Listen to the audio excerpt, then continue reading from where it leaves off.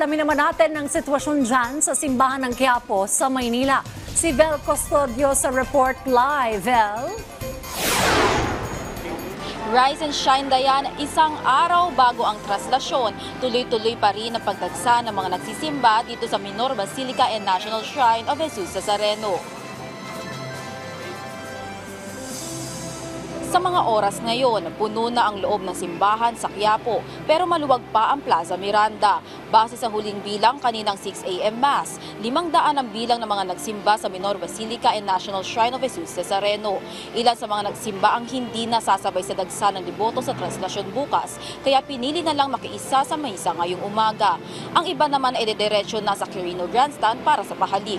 Nakapalibot ang mga otoridad sa paligid ng simbahan ng Quiapo. May mga barikada rin sa paligid ng simbahan.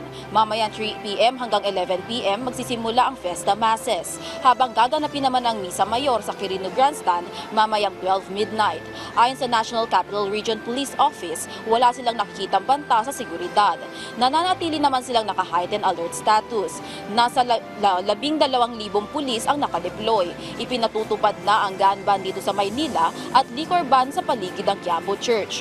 Noong nakaraang taon, umabot sa 6 na milyon ang dumalo sa traslasyon at inaasahang hindi nalalayo dito ang magiging bilang ng mga dadalo sa Nazareno 2025 bukas.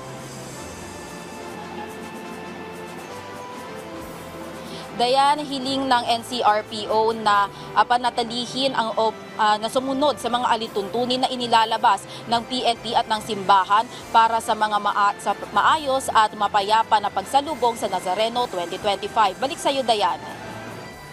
Maraming salamat, Vel Custodio.